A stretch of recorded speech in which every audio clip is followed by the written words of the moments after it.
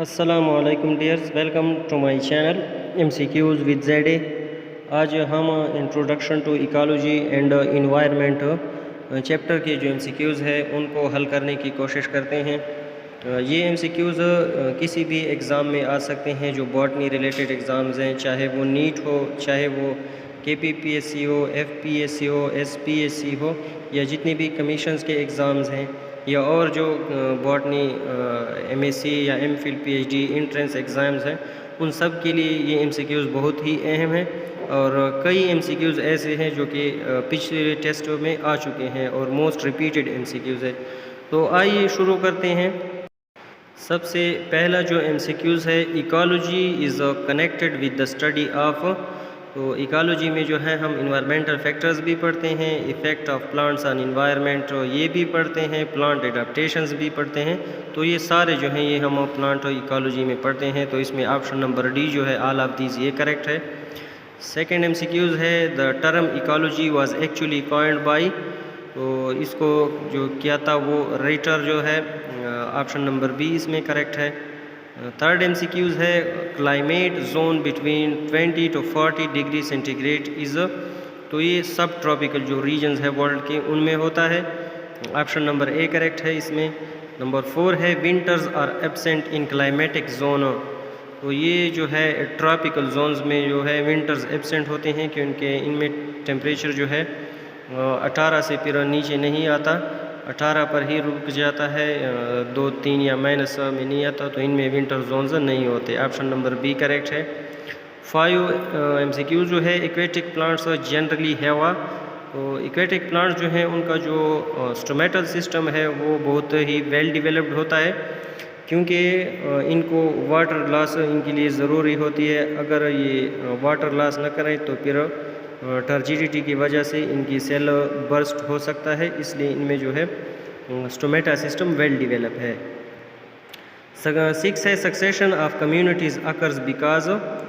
तो option A जो है, each existing community changes the environment, ये ऑप्शन करेक्ट है। MCQs नंबर 7 है, a lake with rich nutrient is known as. तो वो लेक जिसमें न्यूट्रेंट बहुत ज़्यादा हो तो उसको कहते हैं यूट्रॉफिक। ऑप्शन नंबर बी करेक्ट है। नंबर 8 है, study of inter relationships between organisms and their environment is. तो इसको इकोलॉजी कहते हैं, यानी इनकी स्टडी को इकोलॉजी कहते हैं। और वैसे अगर हम कहें कि relationship between organisms and their environment तो उसको इकोसिस्टम कहते हैं, लेकिन अगर इनकी स्टडी करें तो ये हम फिर इकोलॉजी में इनको स्टडी करते हैं। तो ऑप्शन नंबर ए करेक्ट है। MCQs नंबर 9 है, study of interrelationship between an entire community and its environment is known as. तो इसको कहते हैं सिन इकोलॉजी, यानी पूरी कम्युनिटी का अगर इंटर रिलेशनशिप हो किसी भी इन्वायरमेंट के साथ तो वो सिन इकोलॉजी। ऑप्शन नंबर डी है। 10 है, ट्रॉपिकल जोन एक्सटेंड्स फ्राम। तो ये होते हैं 0 to 20 डिग्री सेंटीग्रेड। तो इसमें ऑप्शन नंबर बी करेक्ट है। 11 है, plant devoid of roots is. तो इसमें जो वोल्फिया और सेरिटोफाइलम जो है, ऑप्शन नंबर ए ये करेक्ट है क्योंकि इनमें रूट नहीं होते। 12 है, mean annual temperature of tropical zone is. तो वो होता है 24 degree centigrade. Option number C correct है इसमें। 13 है, the floating leaves of an aquatic plant has. तो फ्लोटिंग लीव्स जो होते हैं उनमें स्टोमेटा जो है अपर सरफेस पे होते हैं। ऑप्शन नंबर ए करेक्ट है। 14 है, in submerged hydrophytes the stomata occurs. तो सबमर्ज हाइड्रोफाइट्स में बिल्कुल स्टोमेटा होते ही नहीं हैं, तो इसमें ऑप्शन नंबर सी जो है, नो वेयर, इसमें किसी किस्म का स्टोमेटा नहीं होता। ऑप्शन नंबर सी करेक्ट है। 15 है, thick cuticle occurs on the leaves of plants belongs to. तो वो प्लांट्स जो ड्राई हैबिटेट्स में होते हैं उनमें थिक क्यूटिकल होता है। ऑप्शन नंबर सी करेक्ट है इसमें। 16 है, वेदर रिप्रेजेंट। तो वेदर जो है वो short term properties of atmosphere को कहते हैं। ऑप्शन नंबर ए इसमें करेक्ट है। 17 है, submerged hydrophytes have a well developed. तो सबमर्ज्ड हाइड्रोफाइट्स जो होते हैं उनमें एरेनकाइमा वेल डेवलप्ड होता है। ऑप्शन नंबर बी करेक्ट है। 18 है, stem of submerged hydrophyte is soft and weak because of. तो इनमें जो है freely developed supporting tissue and xylem जो होते हैं इनकी वजह से ये स्टेम जो है सॉफ्ट एंड वीक होता है। ऑप्शन नंबर डी इसमें करेक्ट है। 19 है the functional unit of nature is, तो फंक्शनल यूनिट जो नेचर की है वो इकोसिस्टम है। ऑप्शन नंबर बी करेक्ट है। 20 है the role of an organism in ecological system is known as, तो उसको नीच कहते हैं। ऑप्शन नंबर सी करेक्ट है। 21 है the primary consumers in a pond ecosystem is, तो वो है जू प्लांक्टन, यानी प्राइमरी कंज्यूमर्स जो होते हैं किसी भी पॉन्ड इकोसिस्टम में वो जू प्लांक्टन होते हैं। ऑप्शन नंबर बी इसमें करेक्ट है। 22 है the organic substance which decompose slowly are, तो ये सारे जो हैं चाहे काइटिन है, लिग्निन है या सेलुलोज हैं, इनकी डिकम्पोजिशन जो है बहुत ही स्लोली होती है। ऑप्शन नंबर डी करेक्ट है, ऑल ऑफ दीज।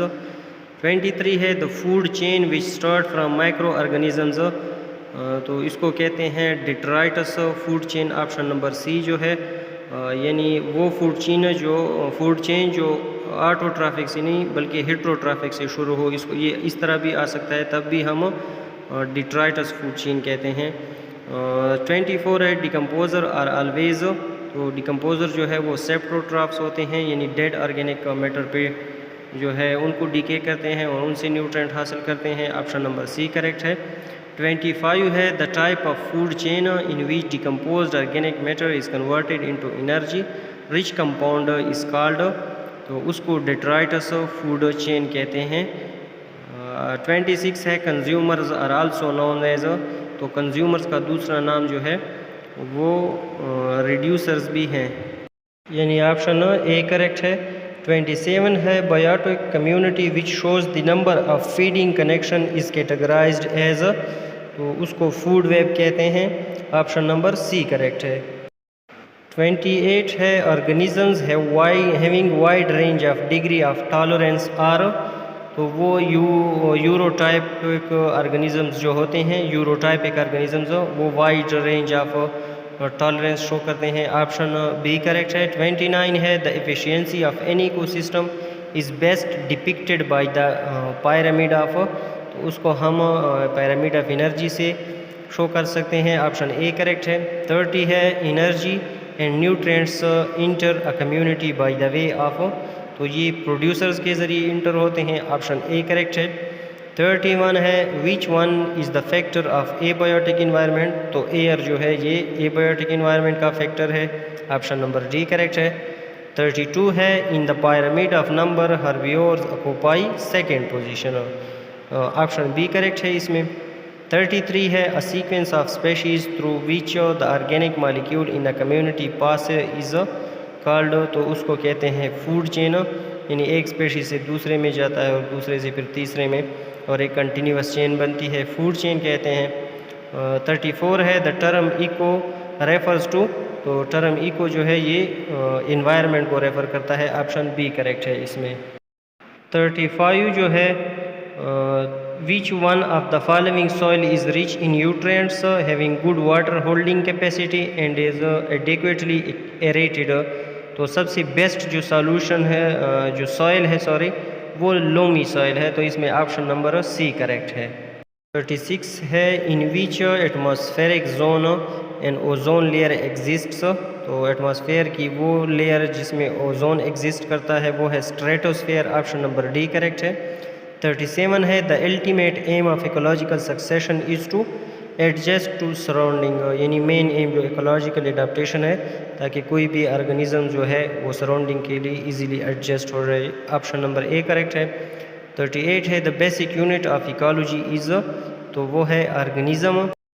39 है which of the following does not directly use sunlight as its source of energy, तो फंगस जो है ये हेट्रोट्रॉफिक है तो ये डायरेक्टली सन्स को यूज़ नहीं कर सकता। ऑप्शन सी करेक्ट है। 40 है which one of the following components of ecosystem comes from outside, तो टेम्परेचर जो है वो आउटसाइड से आता है। ऑप्शन नंबर बी करेक्ट है। तो कुछ MCQs जो थे 40 तक वो हो गए introduction to ecology and environment के। रिमेनिंग जो MCQs है वो फिर इंशाल्लाह नेक्स्ट वीडियो में हल करेंगे। इंशाल्लाह फिर नेक्स्ट लेक्चर में मिलेंगे, तब तक के लिए अल्लाह हाफिज़।